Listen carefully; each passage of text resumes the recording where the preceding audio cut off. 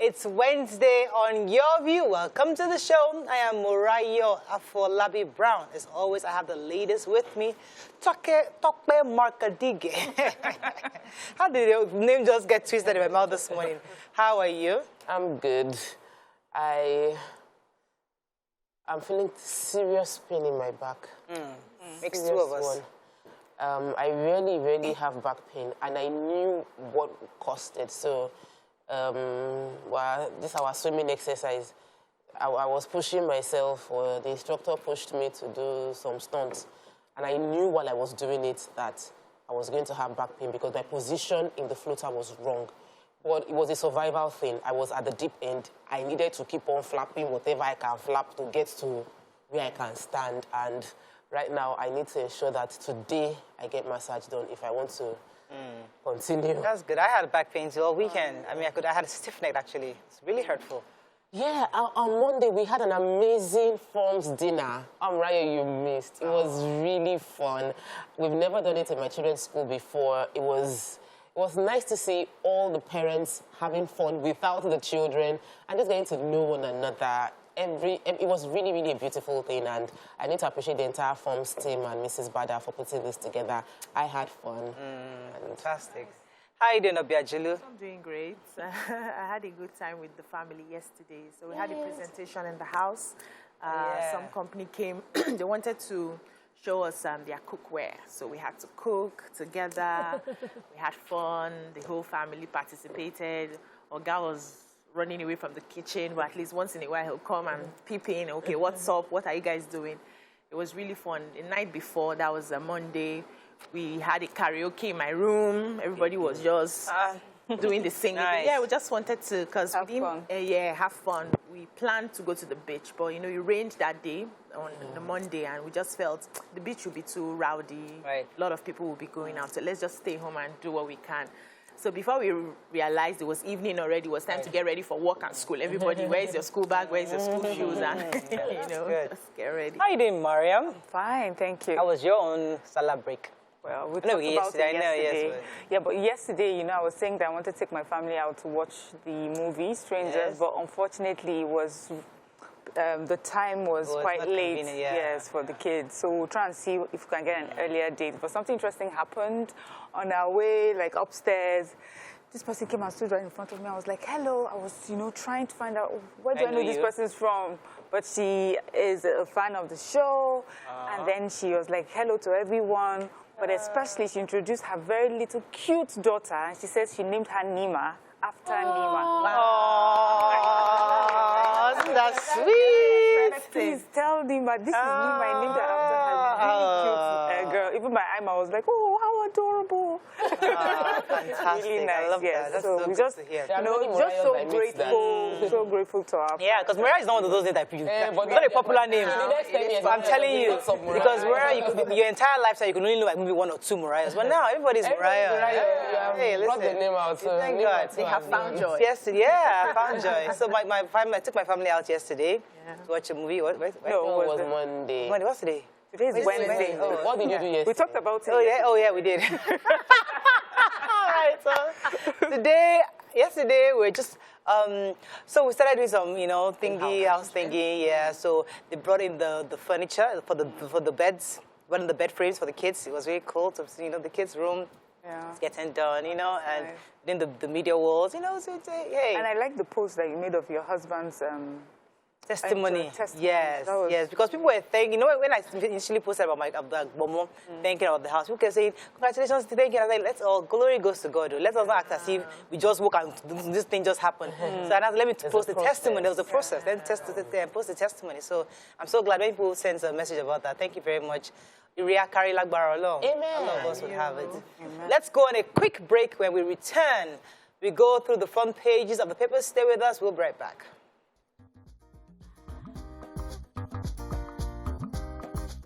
Stay tuned. Your View will be right back.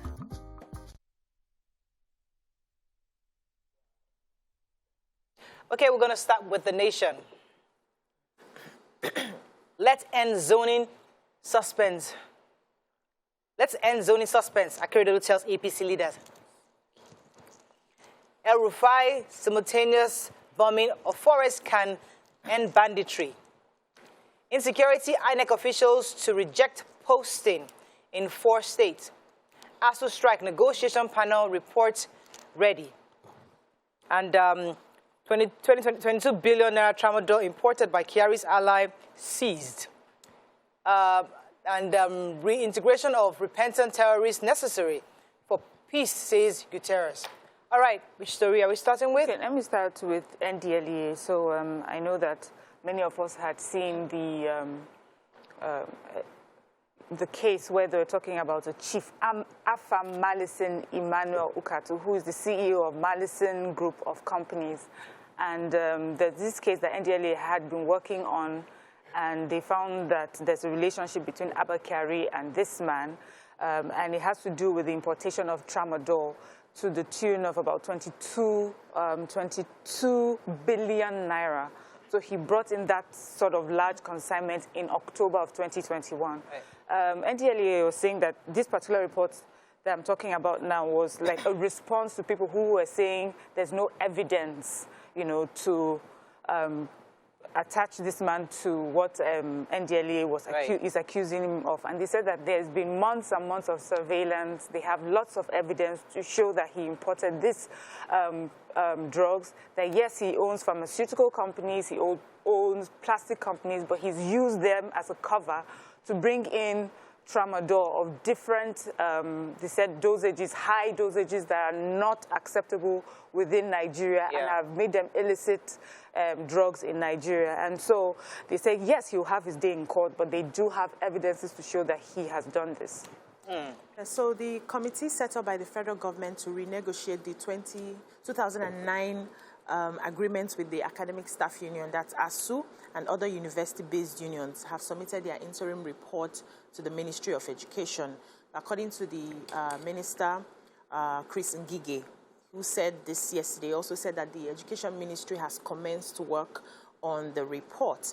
However, after a few hours, the National Association of Academic Technologists, NAT, said that their ongoing strike has been extended, is now indefinite, that they have decided to adopt the no pay, no work stance in response to the government's no work, no pay.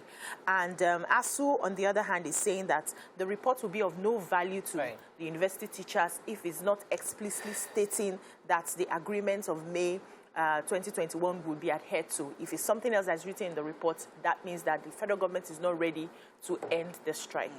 There's a lot of internal bickering going on in APC because quite a number of people are unclear about the position of the party. So the governor of Ondo State, Governor Keredolu, has said that the party executive, the same way you demonstrated that the cost of the nomination form is 100 billion naira, come out categorically to tell us what the zoning decision of the party. According to him, he says that this same executive that fixed the fee for the purchase of the nomination forms should also stop to limit the propensity for disagreement, should come out to specifically tell us on how they're going to zone. So we must not keep our party men and women guessing on the position of the leadership of the party. This is the time to weigh in and take control of the process. No system must suggest in any way remotely that you are not predisposed to ensuring that power shifts to the south. That is the right thing to do, according to him. And I'm thinking it's great that we're all fighting for the south, but south is wide. There's east, west, and south.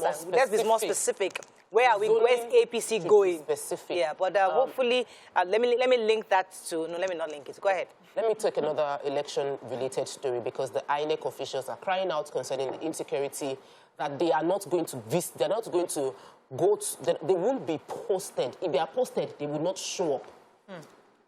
That there are 14 states where there has been threat and attack on INEC facilities, and that they will not go and allow themselves be slaughtered in those 14 states. And they cut across the nation, from Borno to Niger, Imo, Anambra, and Enugu states.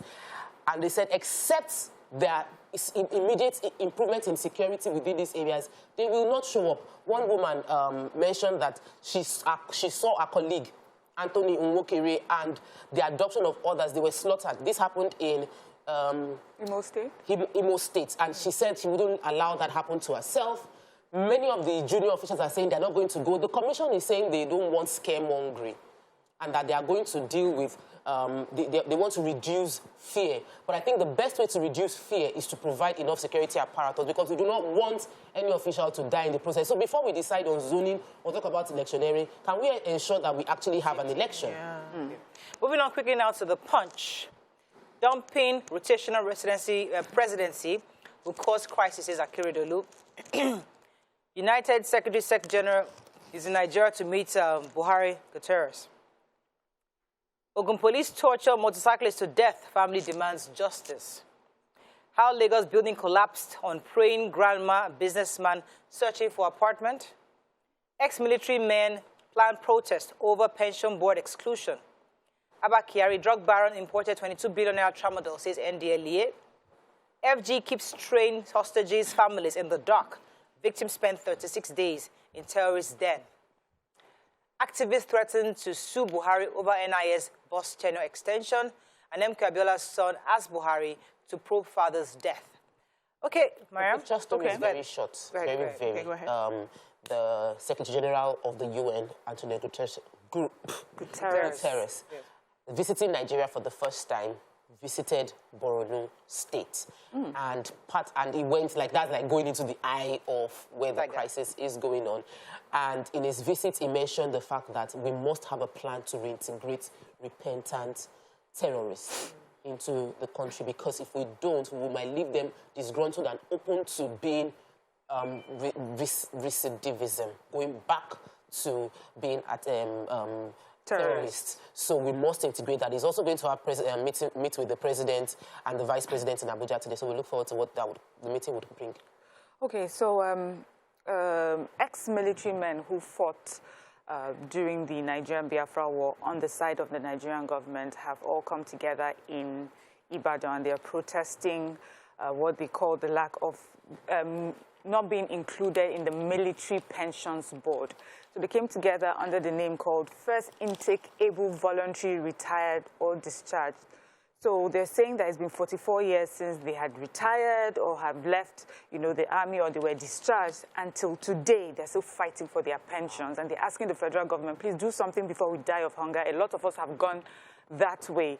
Many of them said, after all that, these are war veterans. They have given, many of them made the sacrifice with their lives, and they're saying that we have nothing. Someone says, I don't have a roof over my head, because we're constantly talking about pensions. They said that they've done so many biometric screenings, and it avails to nothing. So they're asking government, please do something about us. And it's so unfair that we have people, who have sacrificed and given their lives up for our country in this way, and then we have them 44 years later still seeking for their pensions to be paid them. Not fair. Painful.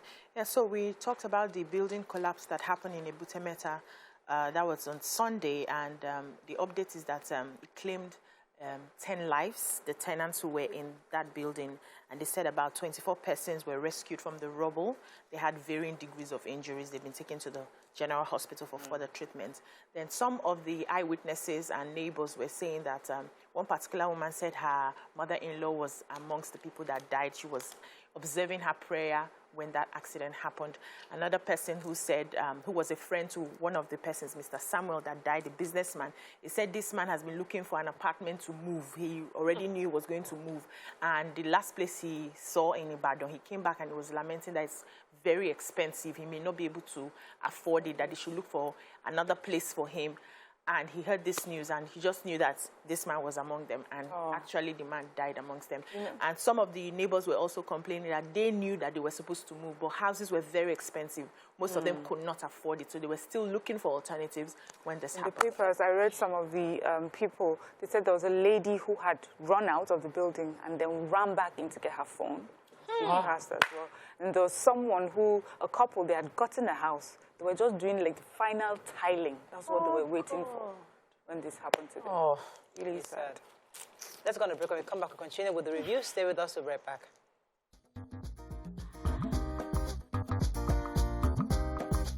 Stay tuned. Your View will be right back.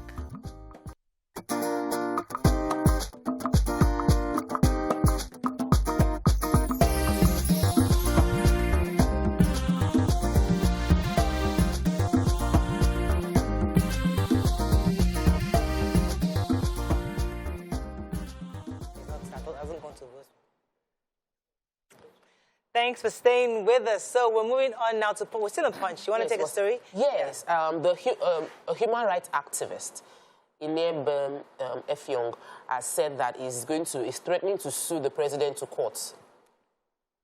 Reason being that the president has decided to extend the tenure of the somebody that should have retired on the 24th of April 2020, the Controller General of Immigration Services, Nigerian Immigration Services. Now, according to him, they had already done assessments, tests, approval of a group of people qualified to take up that position. A letter containing their names was forwarded to the president, but our president chose to tell that, he said, according to the paper, it was reported that somebody prevailed on the president to give a one-year extension to someone who is already 60 and should naturally retire on the 24th of April. And the senior officials that have passed the assessment are now going to wait, and they might never get to that position simply because of this. Now, this is not something the president did for the first time. He's done it before. It doesn't work. And according to this report, it is wasting and reducing the integrity of the process, where you work for many years and you know it is be your turn at a point in time, and then we're just changing the rule of law, and it's going to cause precedents for the future. So I'll be looking forward to a case going to court concerning this, so that we have something legally binding. Okay. Moving on quickly now to Daily Sun. 2023, South should produce, President says Akeredolu.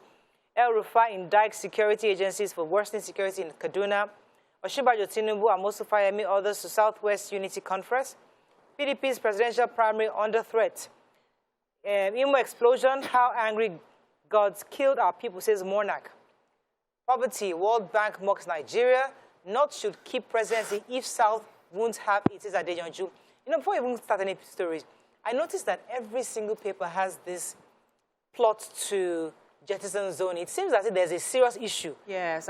Even within APC. And remember yesterday, we had our guest, who is the Director General for Yahaya Bello, and she was saying with confidence that her candidate is going to get the ticket. Yeah. Now, so if there's an internal bickering going on of them jettisoning zoning to the south, which was agreed initially, there was a gentleman's agreement. So south where? It's looking like like they actually want to keep it in the northern. Yeah. That's why everybody's now talking about it. Because I was really wondering why everybody's mentioning this matter. Human rights activist and convener of Concerned Nigerians, Deji Adeyanju, has said that if the presidency will not be zoned to the southeast, the north should retain it. He said that the call for zoning is getting very loud among political stakeholders, and the west must not be considered in this zoning. That everything should move to the southeast, so they need to be specific about the part of the south that this zoning should be moved to, and all the conversations must be pointing to the southeast. If not, the north should just keep it. That there's a lot of pressure from political stakeholders in the two political parties, and everybody is saying that since 1999 that we had democracy, so far the southeast, we have never had a southeast president. And so if any conversation is outside moving it to the southeast, going to any other part of the south, there's no point. I think it was even Dr. Oji Uzokalo, the chief reporter, was saying something similar, saying that, listen, if he's even shocked that the people from Southwest are even also vying for this or that because of that, you know what, let's just keep it in the north. Since you cannot agree in the south, let's let the northerns just keep it. I'm feeling somehow because, like, I know that the Southwest have had 8 years. Yes. And I know that everybody has the right to say they want to compete. So I don't even know what to say on the matter. Because I'm just thinking it's fair. Please, let me take the story of what's happening in the North. Kaduna State Governor was receiving the Emir of Zazzau. So Malam Hamed Balali paid him a traditional Hawan Bariki visit in Zaria yesterday, and the conversation went into the insecurity challenges that the North has been facing, and the governor, El Rufai, took time to remind everybody of history and how when he came into power May 29, 2015, he had his agenda, that he was the first governor to call a Security Council meeting with other to think on what to do. He did that the next day, and the suggestion that he came up with was to form a consortium of different states, neighboring states within Northwest and Niger states to bomb out Kamuku, Kuyambana forest, and they were successfully able to do that. But he accused, he sort of like pointed finger that the security officials didn't sustain the tempo, and that if we sustain the tempo of bombing this forest, because there are particular areas where there's a concentration of the terrorists, we will be able to fish them out. Yes, the Sun. So, funny headline though. It says World Bank mocks Nigeria.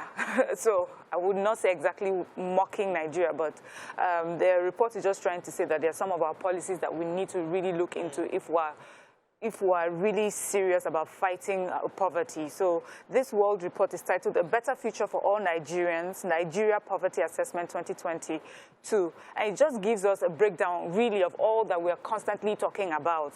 But, you know, they put it one after the other. So maybe someone would hear this and, you know, would think. So they say 4 out of 10 Nigerians live below the poverty line.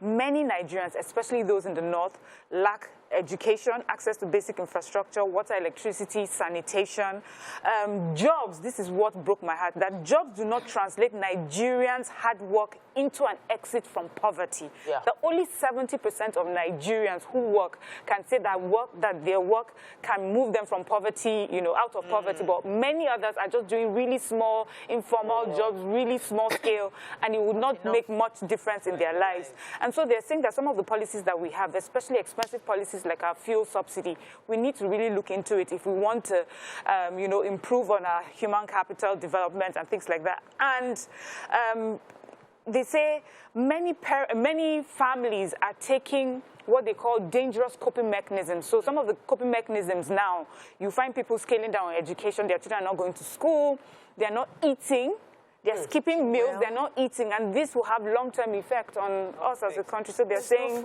let's think about it. All right, so observing the fact that there are quite a number of contestants coming in from the from the presidency in 2023 from the Southwest, elder statesmen Chief Bisi Akande and Chief Segun Shoba have called for a meeting on Friday of all the presidential aspirants coming in from the Southwest. So that includes former Governor of Lagos State Asiwaju Bola Ahmed Tinubu, Vice President Professor Yomi Osinbajo, Fayemi is declaring. We hear that Governor Fayemi of Ekiti is declaring today. Governor Amosu, amongst others who are running from the Southwest. They call for a meeting where they can sit down and have a meeting, hopefully to have a consensus or agree. I say, I'm just now paraphrasing. Maybe they'll say, who is stepping down for who? Let us have one person so that, you know, we can have a formidable team coming from the Southwest. We'll see how that goes. Fight ourselves. Moving on quickly now to the Nigerian Tribune. Plot to jettison zoning. Akeredolu, Dumeko, Koribami, they are one in APC. This thought I'm hearing about you. Anyways, let's find another story. Students protest over prolonged ASU strike. Family accuses police of torturing Ogun students in Ogun State. 50 passengers rescued after fire got aircraft tires at Port Harcourt. Scary stuff. Murder of 2 soldiers by IPOB ESN is callous. APC Southwest leaders to meet Tinubu and others this week. Next decision on zoning can go either way, says PDP. And Fayemi Akpabio joined presidential race today. Okay, I had the story of this young boy that was killed. What happened, according to the story that I had read, was the fact that a 39-year-old commercial motorcyclist was being tortured to death. So what happened was that I think the customs officers were chasing a smuggler. And while they were chasing him, they hit a motorcyclist. They ran him over. And he died. Oh, my God. When he died, the community obviously now went after the not the smugglers, the customs officers. They now went to the hotel. Yes, they had there was a big back and forth. But then they couldn't take any of the customs people. So then I went to the hotel that they usually go to, where the customs usually lodge at. They went there and they now rounded up some guys, arrested them. About 23 of them? Yes. So when they arrested them, some of them were actually let go. But this one guy was not. Oladele was locked up, obviously, and tortured. And unfortunately, they said he died. But the police said, the station said that he died after he was sick. But those who were released with him said, he was tortured to death. So they're asking for justice, asking that the families are asking that the police should please investigate to know exactly what happened, what caused the death of this young man. You know that story? Yeah, ASU. So poor kids, our children are protesting. They said security operatives yesterday at the University of Ibadan were stationed strategically everywhere so that they would forestall any break in law and order, because the students are out protesting their long stay, the long strike, and they're also threatening that if nothing is done concerning this strike, they would disrupt activities at all federal government establishments. And they're saying they were holding placards which they were saying no resumption of academic activity, no 2023 elections, no commercialization of education, and that they align with the ASU's demands. So, I mean... They shouldn't destroy any property. I know they should not do that. Yeah. But they will now have the children on the streets protesting. We don't even need them to protest. We have to run. Is there any important story we missed out? Their voices need to be heard somehow. All right, Kano saying that they denounced the pastor. There's a virus video sometime that a pastor was promising people heaven if you pay 310,000 naira. So the Christian Association of Nigeria has disowned him, said he's not a part of them. They tried to, I think he did that in Kaduna, so they tried to find his church, his registration. They didn't see anything. Nobody could get a hold of this particular pastor. That is all we can take on Front Page Review. When we come back, we bring in our first guest of today. Stay with us. We'll be right back.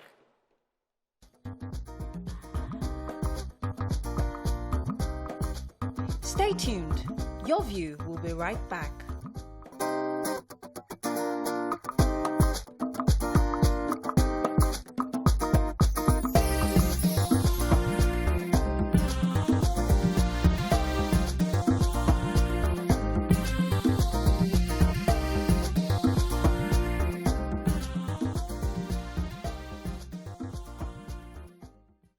Thanks for staying with us. So we heard some disturbing news about the fact that citizens are always attacking public officials, some of which are the Lagos State law enforcement. So joining us on the show today is the MD CEO of the Lagos Waste Management Authority, Mr. Ibrahim Odumboni. He is going to be discussing the agency's waste management program advocacy and sensitizing us on how we can help to support the management of waste within Lagos State.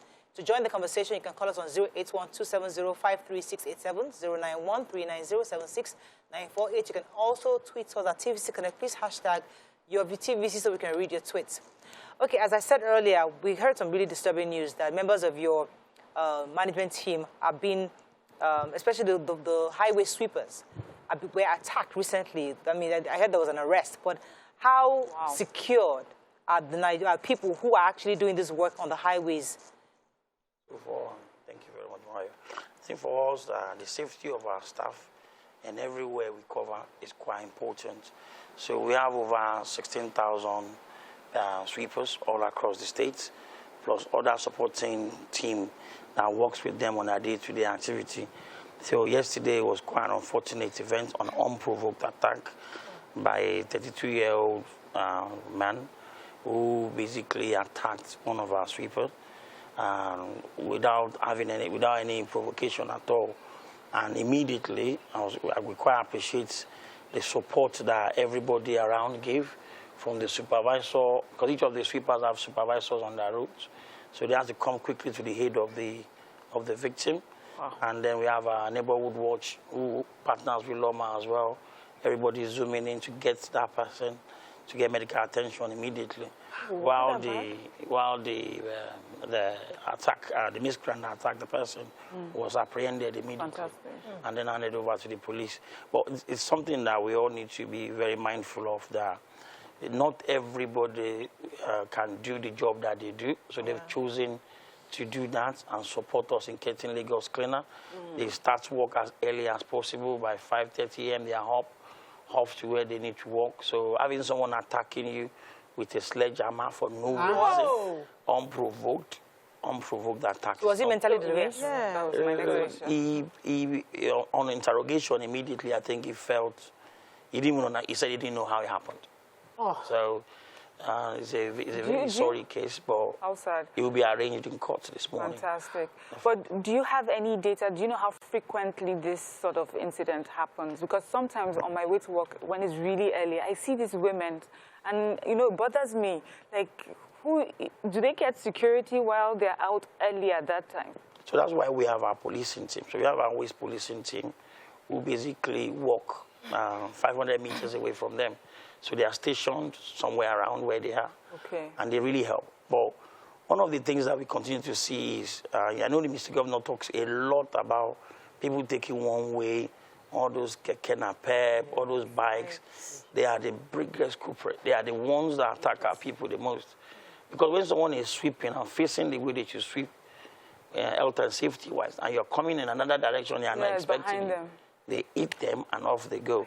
So you had a couple of incidences like that. But this particular one is an unprovoked attack that even the victim couldn't even understand how quickly it went. So we thank God that it's recovering now. Okay, so like when this sweeping thing started years back, I was constantly on the show saying, why do we have women on the street sweeping? Why do we have human beings on the street sweeping? We should use technology. Let them drive, train them to drive, and then they drive the sweeping vehicles. I said it so many times. I think it was like 5 years, 6 years ago. I got tired of saying it because I realized, okay, maybe it's providing employment for more people than if you use technology. But I feel for the dignity of human life, there needs to be a phasing out of manual sweeping. Is this something you as the MDC, you're looking at so that we can migrate that job into a better livelihood for these people with something of more dignity? We've started doing that, and I will say this to you. In the night, between 11 p.m.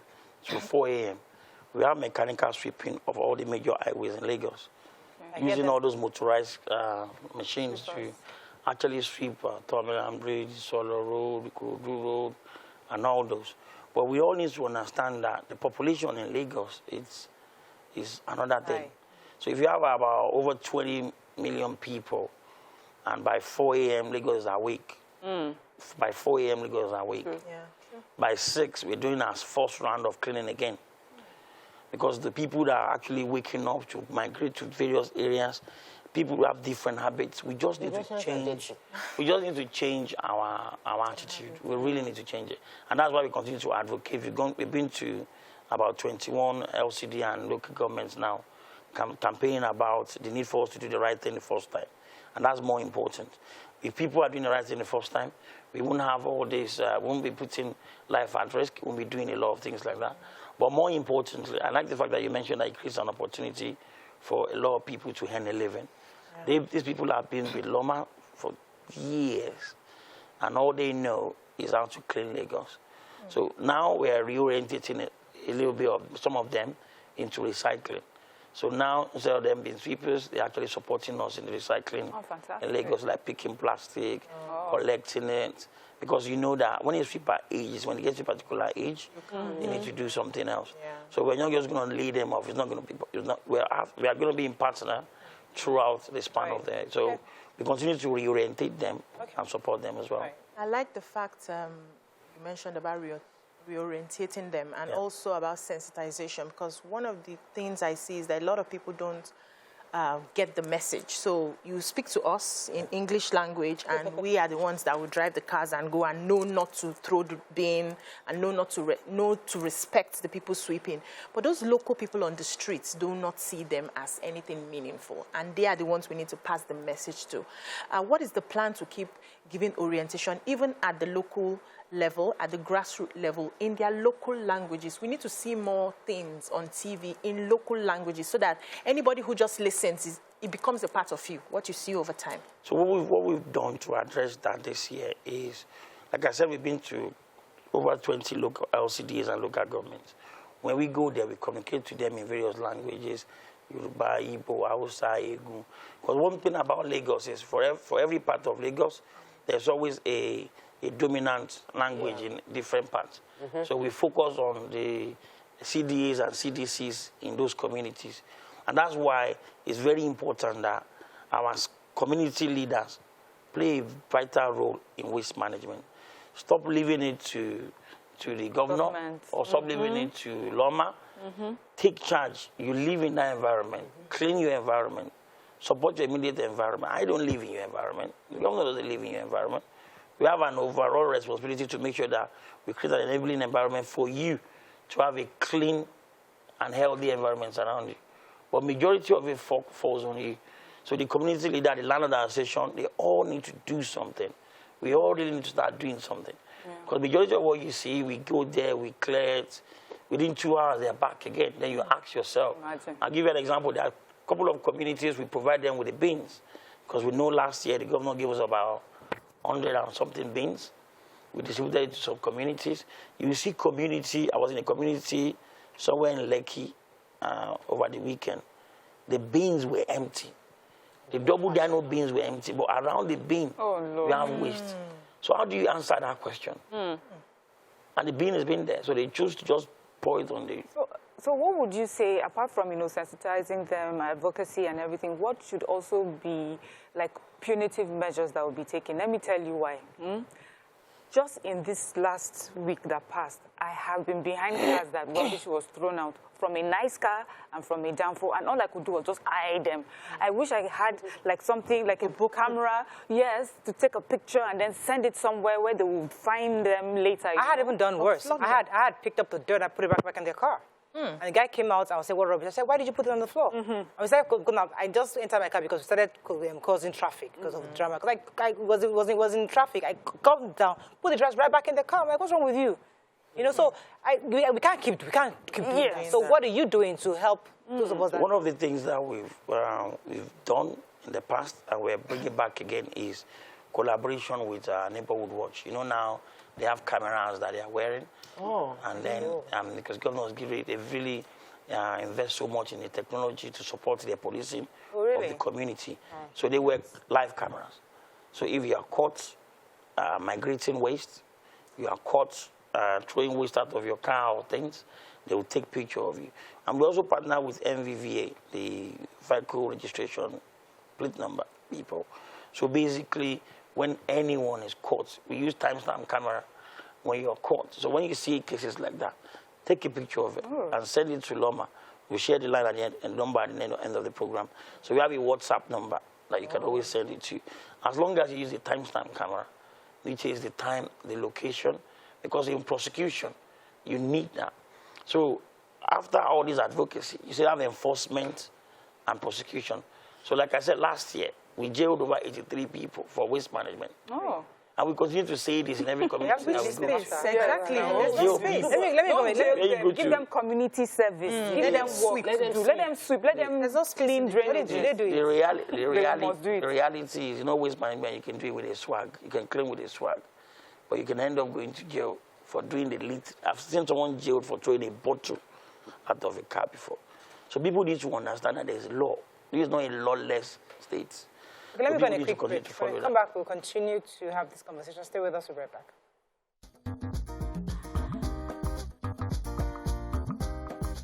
Stay tuned. Your View will be right back.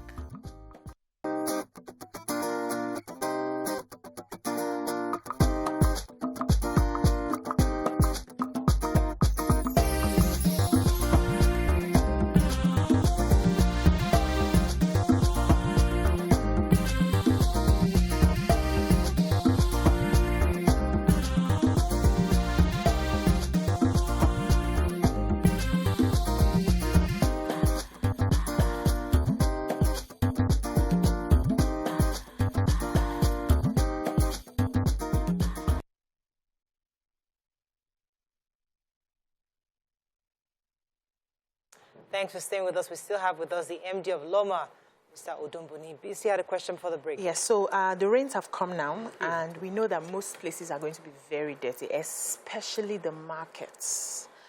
Is there any plan to help those people in the marketplaces to at least tidy that environment? Because we have some areas will be muddy, some areas are slightly flooded, and then we have the bins, the litters. Is there anything you're doing with market people? So with our markets, I think there's been a lot of improvement in the market hygiene over the last couple of months, I'll be quite honest. Because from where we saw a few years ago to what we have now, there's been a massive improvement from the advocacy that the First Lady's team does, because we have a market sanitation meeting every month that's chaired by the First Lady, where we talk to the market master, the local government, the council chairman about all the various markets that we have.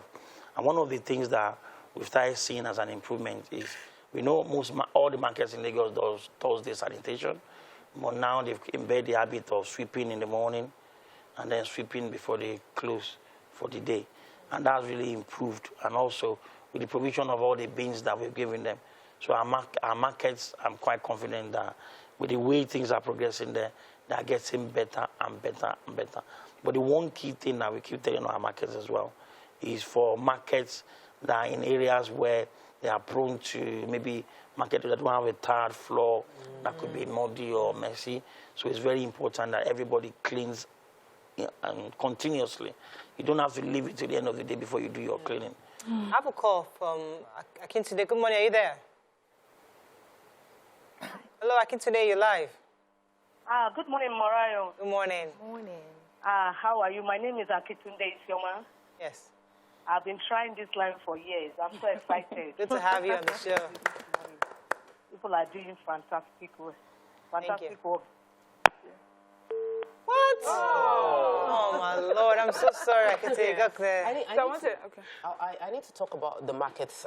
The few markets that I've been to, when they reconstructed the market, there was major improvement. So I understand the part that when the market looks like a mess, it is difficult for you to want to now make effort within that rubble. But when it's built, the floor is done, there's a huge improvement in how people behave because they're in an environment that gives them a bit of esteem. But there's something else I noticed, that the trash gathers and it's so full because, especially this Ketu market here, it gets so full to the brim. I'm wondering, what is the interval with which the Loma comes to pick up the trash? Because you know markets generate a lot of waste. The last time I was in trade fair, it was like that too. Massive trash full of, the bin full of trash. Then when your vehicles come to pick up, they leave everywhere stinking. So when they crush that stuff, the water that comes out, the environment is stinking for days. Two questions in one. What are we doing about it? So we continue to orientate our vendors and ourselves whenever we go to evacuate market waste or waste generally, public waste we call them. We tend to sanitize the place. Sometimes we have to fumigate because it's not easy. Somewhere like my 12 market, you know, because it's fruits and co. The moment they are left there for a while, they start to decompose. A lot of things have to happen there. So you need to ensure that you actually sanitize the place and put maybe detergents and stuff there to kind of keep the environment sane. Also, for our markets, majority of them have bins inside. But we all need to understand that we need to go back to the days where we have organized market. There's even between having market and have this organized market. Everybody wants to be outside. The vegetable seller, the mango seller, everybody wants to be at the gate. In those days, you go to mango people are in one place. Everybody is in one place. Now everybody wants to be on the road. They want to be in front. They want to do everything at the entrance. That's our fault. So that's why it looks as if the waste is always with them, because waste moves with people. It's volume. So once you have a lot of people around, waste will come. So it's very, very important that we try to... I have a call to hold. Akintunde, I'm told is back. Good morning, Akintunde, are you still there? Oh, that's lucky. Yes, I'm here. Yes, go ahead, please. Please, I want to talk to your guest on Loma, the waste disposal people. For my area here is Universal. Their name is Universal, but they are under the Loma. We are having this problem. They don't come to pick our refuse. You know, they promise that they do it, they will be coming weekly, but we don't see them for months. Sometimes 2 months, 3 months, they don't pick our refuse. They don't even give us bills. So we go to pay on our own. I have complained severally to them to send us bills because you need to go to bank with the bills to pay. They don't give us bills. They don't pick our refuse. Okay, Akintunde, so that's Okota, right? Okota area. Yes, Okota, I got Palace Way. Yes, I got Palace. All right, thank you. Let me he'll respond to that now. Yes. Well, thank you very much for that. Thanks for the feedback on that.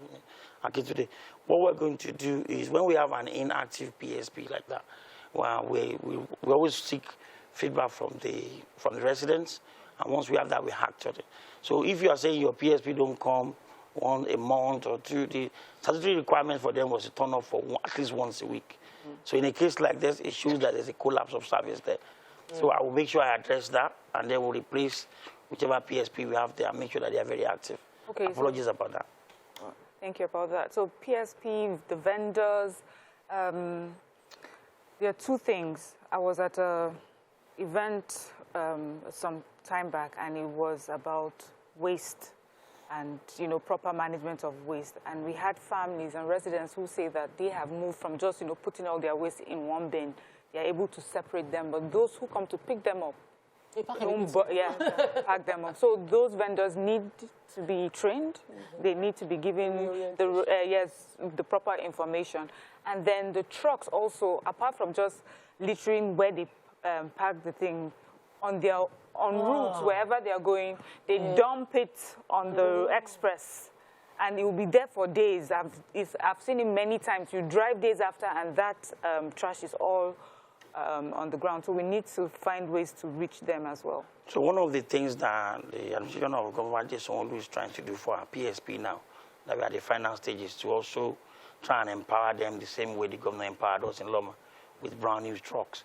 So our trucks allows us to be able to separate immediately from source and also to contain any liquid that could be leaking. So this new set of trucks that they will be having, and we'll be doing that in phases, because majority of the PSPs have trucks that are probably old. So by the time we start changing them in phases, you start to see the new trucks around where they can save, they can separate it as a waste from source, and at the same time, anything that is dropping, that will be avoided as well. Right. But one of the other things is we've asked residential properties and commercial buildings to start separating their waste from source, and our PSP when they come to their dump sites, and when we know you are working in a residential organized estate and a commercial facility, you have to give the recyclables at the dump site. So the time where they commingle it again, that time is gone now. So all right, thank you very much. Thank you so much for joining us on the show today, for clearing that up for us. We just hope that indeed your people will be safer as you provide more security for them, because as I said, you are creating jobs for people at the same time. We also want to keep them safe. Thank you. All right. That's all we can take on this segment. When we come back, move on to our hot topics. Stay with us. We'll be right back.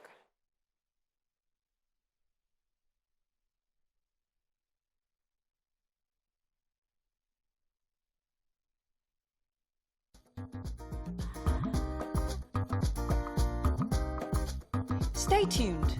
Your View will be right back.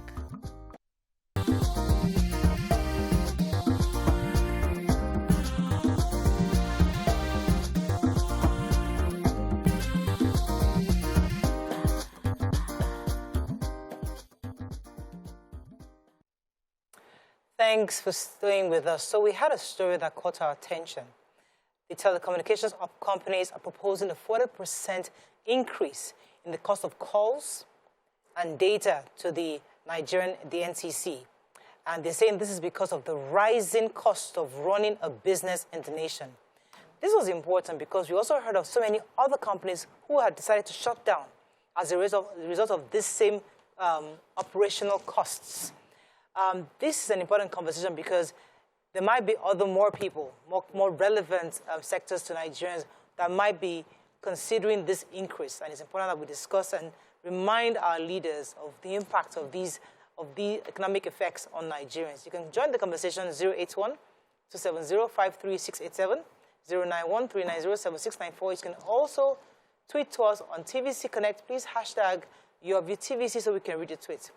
All right, let me start with you. Yeah, go ahead. I've taken this story when we saw that leap in the price of diesel.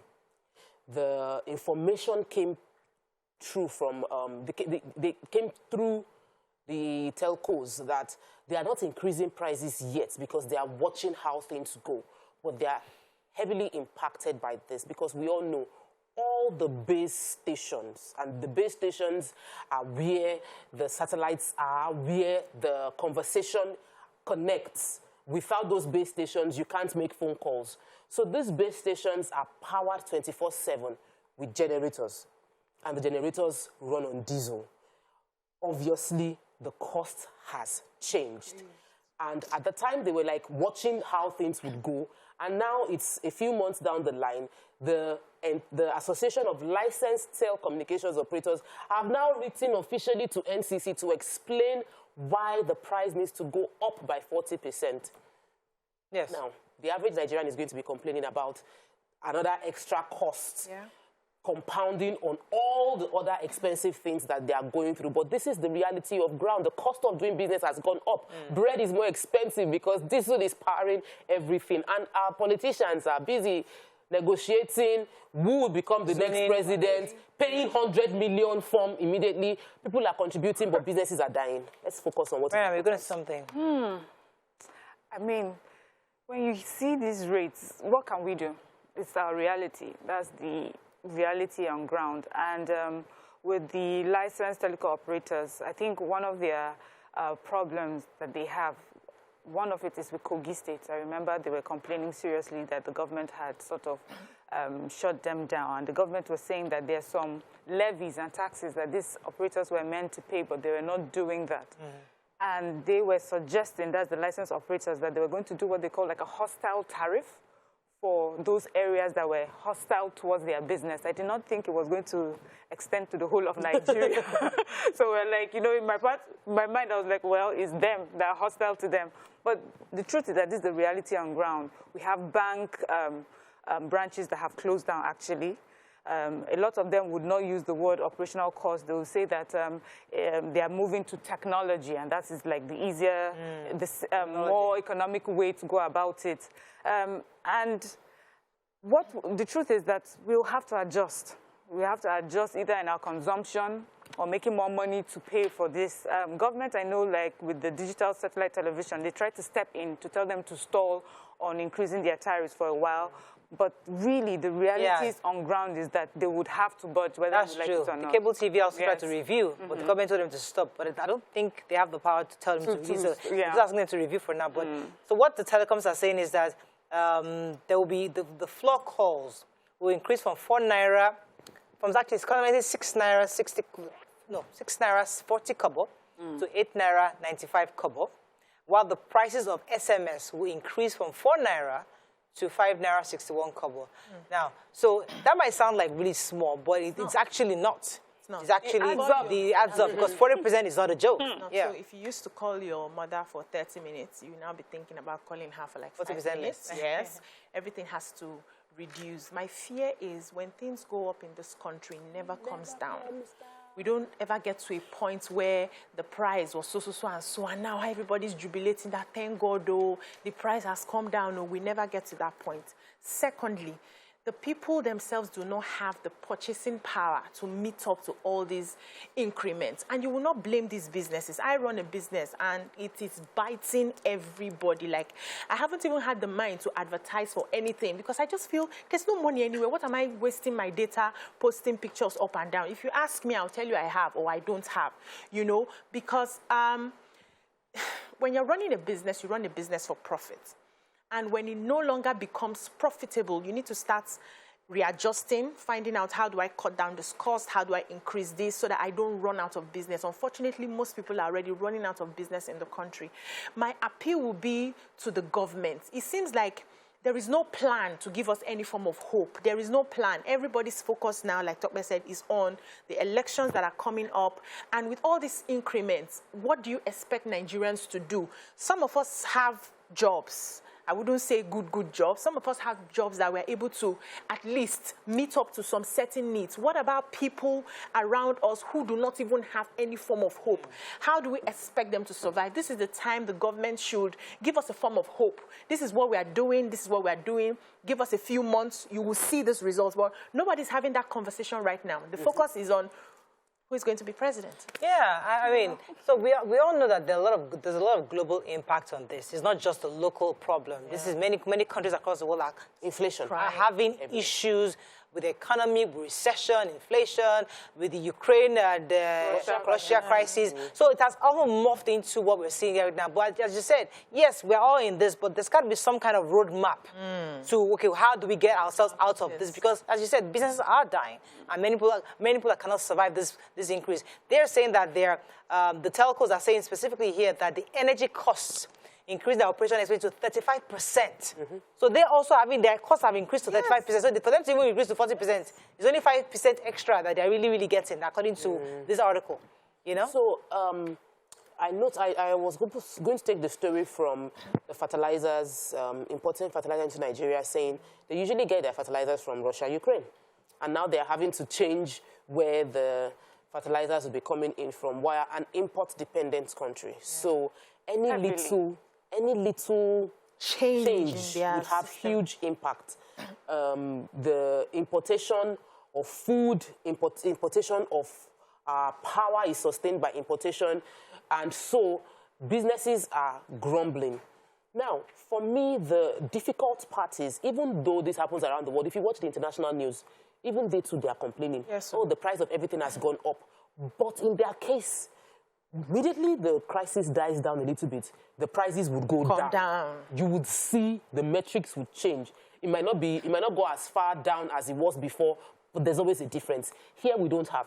Number one. Number two is the attitude of governments towards what is happening. It's as if they're not saying it. It's so bad on Instagram. It's like every influencer is complaining about the price of chicken, the price of bread. Everybody is groaning, and our politicians are not addressing the issue. So while I know that there is going to be election in 2023, it is also important that we have a country in 2023. Right after the election. Yes. And it's important that everybody don't just throw their hats into the ring to the detriment of the governance that should take place. Because the conversation right now is that everybody wants to contest. They are getting the forms, they are talking about campaign, posters are everywhere, but the people who are going to vote for you are hungry. They cannot eat 2 square meals, not even 3 square meals. And that needs to be addressed. So for me, it is to hear from the vice president, because this is a part of the economy. Yeah. And he should give us a roadmap. We need hope. And hope can only come when we see action. It's conversation. So for me, you know, I hear us, we're saying everybody's talking about the election. The truth is, as you said, the country must go on. So there's election coming 2023. People have to prepare for that. And I know that, yes, it's a global problem, but what has happened to Nigeria is that it's compounded by just many years of inefficiencies. So the truth right now would be how regular Nigerians need to find a way to survive in these times. And a lot of people will go the way of, you know, lower consumption. We heard the World Bank report where it's saying that many people are taking really dangerous ways to, you know, survive during this time. And where people are refusing to even eat because they're trying to, you know, survive. Let me pause you on that, Mary, because I really like that point. Let's stay on that when we come back. How do we help Nigeria? What kind of suggestions can we give to them to survive this phase? Stay with us, we'll be right back.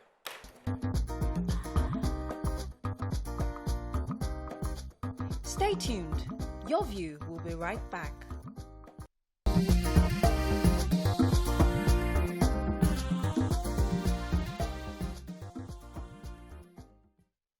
Thanks for staying with us. So we have discussed the hard stuff, which is what people are doing, because businesses are shutting down. Some are reducing their costs. I mean, they're increasing their costs and all that. But how do we adjust? And that's what we're going to be focusing on. Mariam was trying to touch on that earlier. What can we do as a people begin to do to adjust our numbers within the house to be able to have a better, happier family?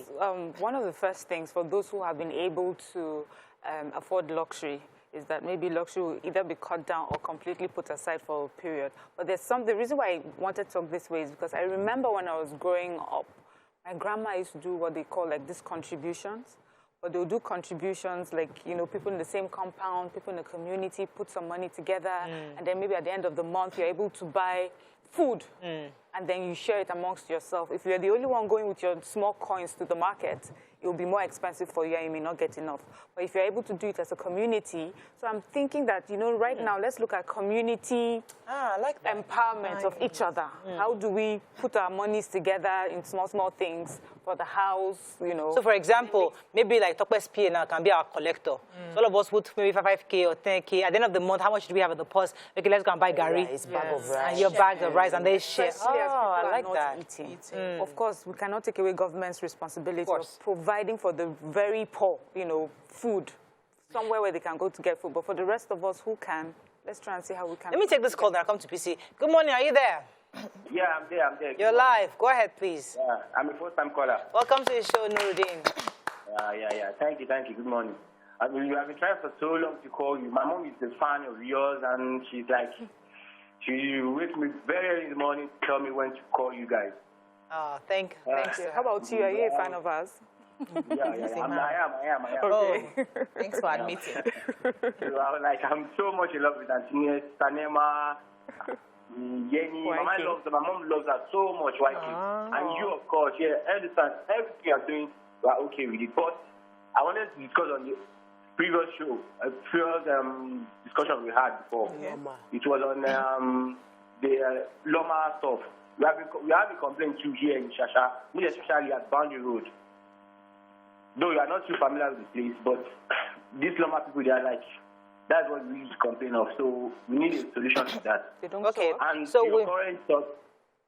we'll inform the MD. So Shasha will pass that information to him so he knows that also. Yes, PC, how can we tighten our belts? Yesterday, my son yabbed me. I said, Mommy, when we're in our former house, this is your timetable. When you say fries and chicken, we used to have chicken. Now you just give us fries and tell us to take ketchup. I just kept quiet. I did not hear him because he doesn't understand what we are going through. And one of the ways I had to cut down, because I just changed my help. Before, there used to be a lot of wastage. So we're just a few in the house. You want to boil rice, you will boil 3 derica because you are seeing the bag of rice there. So yesterday I went into the kitchen and I had instructed my help after giving them, giving them the guidelines when they came in to boil rice for the family. And I just realized that this rice is how many derica? I say 1 derica. I say for the whole house. I know that I said we should not waste, but at least measure it in such a way that we can still. You know, when I came to Bisi's house, that you gave me this rice, palm oil rice that has crayfish. For every spoon I was tasting crayfish. And I asked, how much did you buy crayfish? Because me, in my own house, we reduced crayfish, we ration crayfish. Nice. I was picking every spoon with crayfish. And I had to ask, Auntie, is this how you cook in this house? Yeah, so that's how we used to cook, but not anymore, because everybody has to readjust. And also, let's pay attention to people around us. A lot of people do not have food to eat, and shame will not let them tell you. So instead of wasting all those things, you can find a way to gather them and just help. As you see the need, help people that are around. Let me take this call from Ade from London. Good morning, Ade. Are you there? Good morning, Mara. You are not rationing in London now. This morning. Go ahead. You ration more. Because you normally cut off the line. Now, my point is this. First of all, you promised us early this year that you are going to invite someone from Central Bank to discuss why we should be bringing 2 people before we open an account. You forgot totally about it. That's number 1. Number 2, about the price of telecom. It should be 10%, not 40%. I'm sure the government should fight for the common people.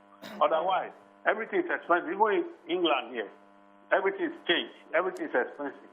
Our energy bill, my energy bill is gone up by £1,600 increase. So you can imagine, so everybody is prepared for it. But in Nigeria, when they want to increase, they increase by 100%, whatever percent. Very soon they will increase bright prices. Ade, telcos said specifically that their costs had increased by 35%. As you're a businessman and your costs, diesel, all the other base stations, all that increases by 35%. Would you therefore, how would you therefore pay for those things? You can't survive as a businessman, don't you think? Of course, I agree with that. I agree with you. Okay. It's not because everything is expensive in Nigeria. We are feeling the impact here as well. So that's what I'm saying. Please don't forget about the central bank issue. Yes, my producer has heard you and he'll put that in play. Thank you so much, very much for reminding us. All right, so, in my own house, I have a house full of 10 people, and they all eat well. I wonder how you cook. Whenever I feel like my food bill is high, I just think of Murai. So I have to really call the musical guys. Family meeting. Because my husband recently going to buy palm oil, So, and there was plenty of palm oil, this big keg, I think it's 50 liters or 30 liters. So, from one of his friends she sells palm oil to her. Very fantastic palm oil. So, I help now put them in small kegs. Okay. Usually when we have like that, I just call the people, I just distribute to my neighbors. So she was about to start distributing. I said, Auntie, don't distribute anything. This thing will use it. My dear, for me, sister. I'm not giving I'm not giving anybody. Leave it here. Just let me see them like this. 1, 2, 3, 4, 5. Just keep it like that. Because listen, we all have to just understand that times are different. Yeah. We have to manage our resources. It's the reality of the times. But what I think Nigerians would like to see, as we are tightening our belts, we'd like to see our leaders do the same thing. Yes. So we have always said that. The thing with everybody knowing that life has changed, it has really, really changed. You can't go to the market and achieve the same thing, even with double the price. That's the truth. Yeah. And when we acknowledge that, we realize that, one, we need to find, everybody now needs to find other source of income. You cannot depend, because the companies can't increase. I can't increase salary at the rate of inflation. I cannot. And many companies cannot. And many of us, our salaries haven't increased in comparison to the expenses. Yeah. But what we've had to do, and what I will say I've had to do, is to find other source of income. So I channel my skills.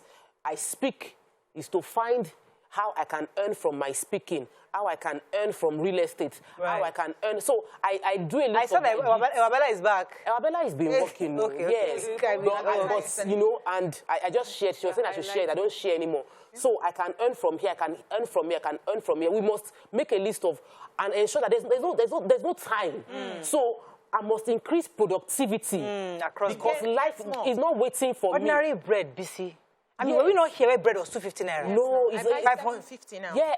Mariah, your bread is almost 1,000, and my children can finish in my 2 loaves one day. Like, my kids love bread. As I'm entering the house, and there's bread in the bag. That's it. They dive in. They dive in. Before the end, like, they finish the bread. No one. Now, I usually buy, like, I used to buy 4 loaves. I reduced it to 3 loaves. You see, now, I was trying to reduce it to 2, but I know I can't reduce it to 2 because they don't get anywhere. So for me, I believe that the conversation, yes, we will cut costs, but really, for how long? We need to increase our capacity. We need to increase our earning. We need to think creatively. Yeah. Not through stealing, not through corruption, not through cheating anybody. Yeah. Let me take this call and I'll come to problems we can solve. Johnson from Kaduna, are you there? I'm there. Good morning. You're live. Go ahead, please. Okay. Antitope, good morning. I like the angle you are looking at this despite the bread issue. For us in Kaduna, what is very unique is this. The quality of the bread itself. The quality of the bread itself. The quality of the bread. The quality, honestly, what you used to buy before 200, 300 naira, now you buy a date of 500. And at that, in fact, my 2-year-old, bread, on the quality. Now, my 7-year-old boy can sit down and finish 2 loaves. What we used to buy 300, that 3 people will consume and I will not finish. My 7-year-old son will sit down and finish 2 loaves of the same size now because of the quality.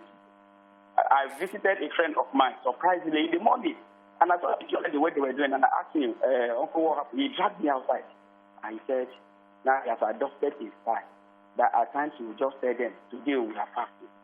So they will fast from morning till afternoon. They will skip breakfast. Then they will look for something in the afternoon, and that is how pathetic it is. My children are in the village to this holiday to visit her grandparents. Wow. I said, you think I don't know why you send your children home to spend it? I said, no, not because of this. He said, Thank you for just sharing your story, Johnson. Yes. That our parents used to use this trick back in the day, this fasting trick. They would just say, on so-and-so days, we are fasting, you're not eating till 2 p.m., and then we'll be grumbling. And when I got older, I realized that it was a way to just, because the food was not enough, just ration it in such a way that you'll still get something. There's no law that says we must eat 3 times a day, honestly. Exactly. When it comes to even being healthy, you're not required to eat. I stopped that 1 year ago. I think I announced it this way. So let me just land it. You're not even required to eat 3 times a day. And I started doing that because I realized that my kids will go to school, they'll eat breakfast, they'll go to school, they'll eat lunch, they have snacks money, they come back, they'll eat in the afternoon, and in the evening, by 8 p.m., they're asking me for food. So I said, no, we can't keep running like this. So you eat breakfast, you go to school, You have school lunch. Yes. That's your lunch. When you get home, because they go by the bus, they get home around 4:35. You eat your dinner by 6, and that's it. The only thing you can have extra is maybe there's fruit in the house. You can have one apple or not. And it was also a way to see that I reduced the ration that they were having. As a way I of did just, that years just find ago. a way to, No, so only twice a day I eat. So that's a very important point. But also, let us remember that when in tough times, it's not usually about the quality, the quantity is the quality of the food. We are talking of nutritionally dense meals. So what a lot of people may not get to have now is meat, chicken, eggs. Children that need this for their developing body would not get that. And that's where the real issue is. And there used to be a time in Nigeria, I think a long time ago, where we used to have children that would look really malnourished, you know, because of lack of food. So the truth is we need to find ways to introduce these nutritionally dense meals, but, you know, keep it, but those ones tend to be very expensive. So keep it, if you can have that maybe once a day. Where you cannot buy chicken, can you buy eggs? Everyone is complaining about the cost of eggs right now. The crate of eggs. Crate has finished though. When we were in this Lagos, when crate was 700 naira, 700. we moved to 800. So there used to be a time where they'll say, if you cannot eat meat, eat eggs. But right now egg is equally expensive. Let me take this call from Germany. Mike from Germany, are you there? Yeah. Hello, Mike, you're live. Go ahead, please. Good morning, Mariah. Good morning. I mean, I'm excited to talk to you guys. This is my first time calling. Welcome to the show, Michael, from Germany. Yeah, I listen to you guys virtually every day at work. Yeah. Thank you, sir. I mean, you guys are doing a great job, and I pray that you guys will continue to move from down to bad and from strength to strength. Thank you. So I would like to contribute with regards to the increase in the amount for phone call reviews and everything. I think I could understand, because here, even in Germany, like one of your callers are called from London, my rent bill has gone up. My energy bill has also in Germany. There's inflation everywhere. My sister, the salary has not gone up. It's only the bills and the stuff that is going up. So I believe the telco companies, they have no choice, because you have to consider the aspects they are paying. Right. You have to consider the cost of doing business too for them. And like you all know, some of you guys on the show, you are entrepreneurs and you have people in place. So, I don't know. We pray that. Thank you so much, Michael. Yeah, let's take a few tweets. Yeah, so we have Festus Akimboyewa. He says, instead of blaming the government running a country that's broke to the bone marrow, let us learn to help the less privileged people. In the UK, the cost of living is the worst in 30 years, but organizations and private individuals are setting up food banks to help. That's true. Andrew Stratum says, solution to the telecoms issue, import Starlinks into Nigeria from Elon Musk and undercut the ones we already have right here. Immaculate Boy is trying to explain to Mariah. He says, base station operation cost is up by 35%. Does not mean that each customer gets a 40% increase in cost. A base station powered by 100 liters of diesel services about 500 to 700 lines per minute. So do the math. He's thinking that they are overcharging us still. Yeah. So I wanted to add to what you said earlier about, children having the need to eat proteins, meat, fish, eggs, for them to, grow healthy, and most of them will not have access to it anymore. We need to start looking at substitutes. There are plant-based proteins that are equally very good. They give you even more than the meat. Expensive? No, they are not. You can make it at home. Tofu. I remember when I was a vegetarian for a few months, I was I like the way she said that. I was eating tofu, and it was very healthy. In fact, my skin could tell the difference. This meat that we're eating, cheap in Nigeria. It's made from soy milk now. I made it at home. Awara. Is that tofu awara? Maybe I'm guessing. Soy. It's like soybean.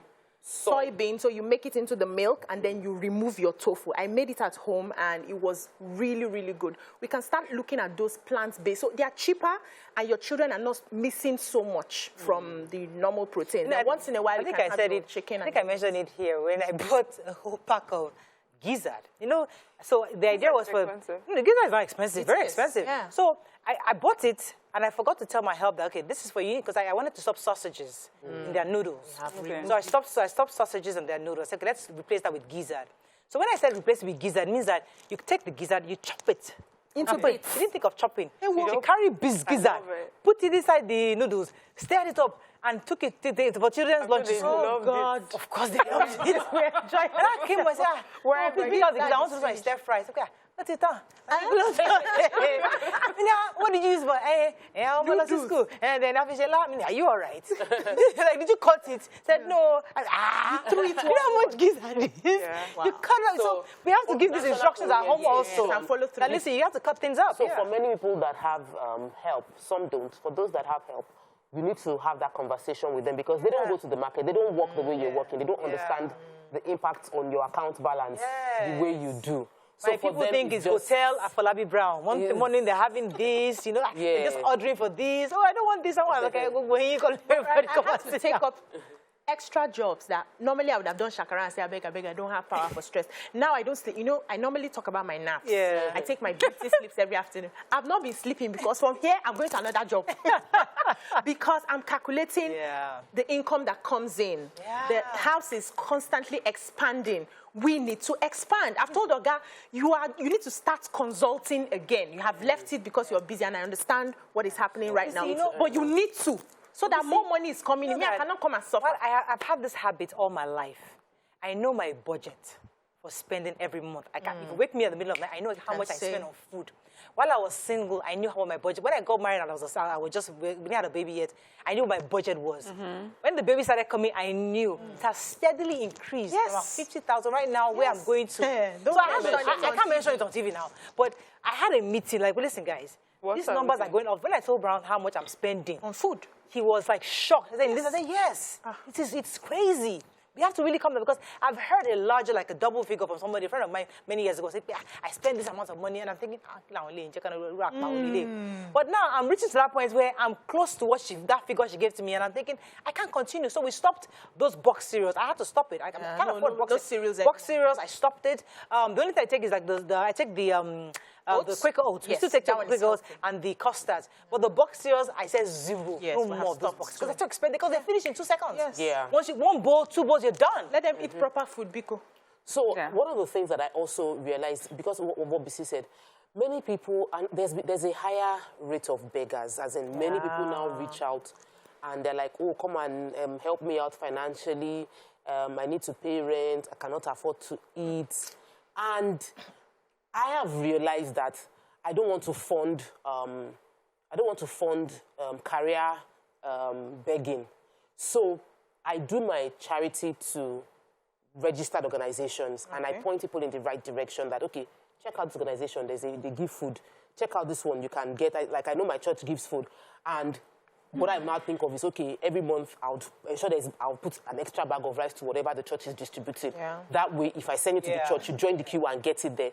Because some people are now taking advantage of, and I know how hard all of us were working, and it is still, we're just trying to manage it. So it is important that don't put your burden and expect somebody else will carry that responsibility. Let me take this call that I'll come to you, Mariam. Taiwo from Yanokwaja, are you there? Yes, I'm there. Good morning. Yes, tell us, how are you tightening your belt in this rising costs? My brother. Yes, I'm a first-time caller. Welcome to the show. First-time callers today. Exactly. I want to talk about the rice issue in Nigeria. It's your view. Let it count. Go ahead, please. Okay. Recently, the federal government opened the border. And I think I happened to speak with a friend some days ago. He told me that the price of rice from Cotonou is around 8,000 naira. But come to Nigeria, you can get a bag of rice now in Nigeria around 26,000, 30,000. The Cotonou rice, is it? What is happening? Where is the missing link? Is there that the government cannot do anything to try to reduce the price of these products? Because in Nigeria, for everything that goes up, will never come down, and people are already suffering. a crate of egg now costs around 2,000 naira, chicken 35, minimum can get 35, and so on. Now, people are talking about elections, and I've said earlier that the government is focusing on election, and people that will vote for them are really hungry, and that will tempt people to do lots of things. Even the Nigerians are fed up with the issue we had in Nigeria recently. Right. It's killing people. People are hungry, and you are. So this conversation is around the cost of rice across the border in Benin Republic being very cheap. According to him, about 8,000. And then you come here, it's over 20,000. That the difference is high, and what could have caused it? I think maybe duties not the Nigerian rice or the flogging. No, the imported rice. Imported rice. The food stuff are expensive here, and it's cheaper just across the border. Rice I think that it's already opened. No, is it open so that we can start importing rice? It's not open for that. Even despite when it was closed, imported rice was still everywhere in Nigeria. So the conversation is around the duties, the levies. That they pay. The government can decide to waive levies on food and ensure that the prices come down. That can help. Okay, let me just tell you why I'm insisting on that. Because if it is smuggled in rice, I mean, what duties and levies are there? So there's no legal duties or levies on that rice. Making money. You settle plenty So it's understandable that it will be more expensive because you are not meant to be eating that rice anyway. Then for the egg, the people complaining, the cost of feeding the chicken has gone really high. Remember, we're talking about wheat. The maize and the wheat has gone up. That is where the price is. Take a few comments from, Yeah, so Bilkis says cooking oil is like petrol. I couldn't believe the price increase. I'm almost getting palpitations thinking of how much I would have to incur for the next month's groceries. My two older children are teenagers and eat bread like snacks. I just reckon I'll be rationing their meals. She leaves it, I think, she says the tough times aren't limited to Nigeria alone. Things have insanely gone up here in South Africa too. Food prices are at its highest in over 15 years. I've been in this country. These are indeed rough times for us all. It's across, I mean, it's global. Yakub, are you there? I'm there. You're live. Go ahead, please. And then good morning to you on the studio. Good morning. It is unfortunate that the government did nothing to these two issues. I know that these two is already deregulated, and then if Nigerian government, as the government, I do say this, as the government has supported since 8 years ago, the promise was that the refinery will work. I know there is some cabal that will not make that happen. We are all waiting for Dangote refinery to work now. And then even the Dangote refinery works. Even the Dangote refinery works. The refinery is a trade zone area.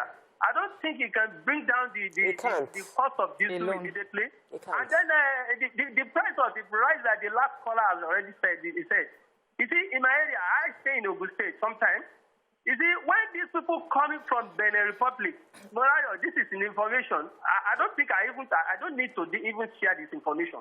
Because if I share this information, if you know a lot of smuggling rice coming through that artist, I wonder why those people are not doing that business. How much are we going to buy the rice? Because the Nigerian rice cannot even feed us. What is the price of Nigerian rice in the market as well? So even higher, the price of Nigerian rice is even higher than the foreign one.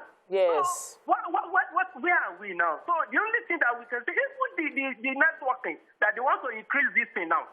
Even as it is, the network is not even good. Sometimes you call somebody, you will not have that person, and then they will deduct your money.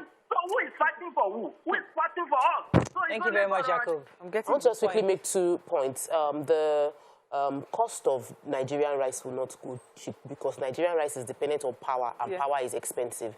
And security. And security challenges will make it go up. So maybe they should just open the border and bring in imported rice. No, the conversation is about reducing cost of living. Dangote refinery is costing about 4 trillion. We have, as a country, spent 4 trillion in the past 1 year paying subsidy. So we could have built a refinery as big as Dangote zone if we are a government seriously ready, because we could afford it. So it's not about that. It's about political will and the Labour saying that you should carry flag, they shouldn't remove subsidy. No. It's about, if you tell us that it's going to cost us 4 trillion, we're going to use it to build refinery, but they will not trust you. Exactly. Because they have not earned the trust. So while I'm trying to earn the trust, I don't like this conversation. Works for our government. I don't like this stuff. You shouldn't have brought this matter to subsidy. Let's go back to tomato and pepper matter, please. Poverty works for politicians because when people are poor, you can buy their votes cheap. Yes. When people are hungry, you can give them a bag of, half bag of 1 derica of rice and they will vote for you. And that is where we're going to. 2023, people are hungry and they will tell you, delegates, go and queue up Egba rice. They will now give you back. They'll start sharing Egba tomato. And everybody will be voting in the direction of their stomach. Okay. And that will not bring us the development we need. Bilkis says, please, because I'm already feeling quite depressed with the conversation. She said people have to start bulk buying if it's not common practice before now. Even the ladies of YourView can do this. I think Mariah mentioned buy your dairy, vegetables, and other groceries in bulk together. Just one of the many ways to reduce costs. It's hard to reduce the consumption for kids. So you know how we're saying we're going to ration our children's food. Truth is, it will be terrible. It will be hard. They will cry. You know, children have persistence. They will cry your ear. They will adjust. They will not adjust. My son has been crying. I will just. The kitchen is closed. It's closed. Let's move on. How is the kitchen closed? I close my kitchen. You lock 8 it. 8 p.m. I lock it. For real? I don't have key in my kitchen. You get one. No, but I'm saying though, the kids, they always want something. They're constantly asking, "Mommy, I want more. I want more." This is when your child is crying that they want more. You're not gonna find out. The child would want more. Because you feed them well. Older. Yes, they're older. So we're talking much younger. They're quite big. I'm also trying to work on it. So that's your own peculiar children. My own children. I'm begging them to eat. Exactly. I'm begging them to eat. Yeah. And honestly, the conversation needs to continue to go around creating that community. And I think it's important, everybody watching right now, to get a group of friends to buy cheaper. When you go to Okeare, you would realize how supermarkets, what you are spending in supermarkets is a whole. Supermarket, don't vex for me. It's just that in this current economy, we just need to go further. My staff were buying something in Magodo and they were like, and so if you know how much they sell this thing in Akonwojo, I say Akonwojo and Magodo are 2 different markets. Transportation. So we also need to start going. We will go to Akonwojo. Please send her to me. Travel to the market. I don't mind traveling. If you have space, have your small poultry. Have, grow some. But then there's the challenge of power. Mariam, how do you have small poultry in your house? Yes, you can. So my mom was saying that we buy food in bulk and we're trying to freeze it. We cannot freeze it. Sorry? You buy food in bulk, but then it goes bad because there's no lights. So there are many ways with which this thing is, that there needs to be improvement. We really need to. Though. Anyways, so this show today, practically we've just been lamenting and talking about solutions. We're talking about how we solve our own, how we are solving our own problems. Corners, we understand that Nigerians are going through the same problems. Please find your own way. Let us send us messages on how you're cutting your own costs and how you're reducing waste in your family. At this point, we have to wrap up the show, but I think let's take a few more messages for everyone. I think I have a caller. I have a last caller. Yinka from Abuja. Are you there? Yes, Mariah. You're live. Go ahead, please. Yes, I just wanted to contribute to this rising operational cost. Yes. And in as much as there's food increase in food price all over the world, I think Nigeria is more burdened with insecurity problems. Yeah. A lot of the farmers are killed. Yeah. And so because of that, a lot of people are scared to even go and farm. The rise in the price of corn and dawa, all those things that are used for feeding the poultry are not being produced in large quantities again because most of the farmers are scared to even go to the farm. So that's kind of adding to the increase in price of virtually everything. So if God can just help us and our leaders on this issue of insecurity that we're having in Nigeria, I think that will also go a long way. Thank you so much. You get to know how bad things are when a government is talking about an achievement being trader money. Giving people 10,000 naira. How much is giving people 5,000 naira. Less than $2. Depends on which land. Auntie, depends on people are happy. Wait, that 5,000. The government is happy to say we gave people 5,000 less than. It depends on the lens you're using to look at that. It's based on the lens. You are in Lagos, so that doesn't sound like anything to you. If you look at somebody who's extremely poor, so that's what I'm saying. Like, so it depends on the lens. Things that is seen as a big deal. And it is so important to some people that they would fight to get 5,000. 10,000. Issues are serious, man. Yeah, so we have a few more messages here. Mount Rushmore says, Nigeria will not be the same mess with the rest of the world. We will not be in the same mess with the rest of the world if we're not importing petrol. Europe says, politicians are problems of Nigeria, are our problems because everything belongs to them. Mount Rushmore also says, we can't feed ourselves in this country. That is the plain truth. So let food just come in through the borders. My fear in that is, how do we now encourage, local production? So it's because Nigeria does not have a plan. These are some of the things that we can table and, we don't have a plan. We have a plan, but we don't enforce that plan. Where's the plan? What's the vision of Nigeria? We have economic. We have too many. What's the plan? We have too many plans. We just not implementing. So why do you have a plan that you cannot implement? It's not a plan. It's a wish. It's a dream. We, the life coaches, will tell you, if you have a wish and you don't itemize it, you don't plan it, you don't write it. That is where Morale will say, we the people. Because in part of implementation, we the people have a part to play. Let the government start and enforce. No, people too. Let them enforce, let them punish. The Americans say, I have the American dream. They are living, they take responsibility for who they are. But we, Nigeria, we don't take responsibility. It is them, the government. We keep pointing because we never point at ourselves. But I'm not the one making the laws now. But the law is for us. The law is for us. Take their blame. Everybody needs to take their blame. They have to run. Don't give me government's blame. I'm not giving you government's my blame. They make the laws, they should enforce it. If I fail in the law, they should punish me so that next time Miriam will not try it. They should do their own, I do my own. And then in part of the enforcing is then labor now comes like, how can you sack ghost workers? How do you know they are ghost workers? We can never, because I mean, vicious cycle. It's not even English word I have to find where we just keep blaming each other. But we don't solve the problem. Both sides are pulling, one side is pulling, and we never solve the problem. We need a Lee Kuan Yew here. Have a great day. We'll see you tomorrow. Bye for now. Oh, Jesus Christ. Yeah, Jesus actually would.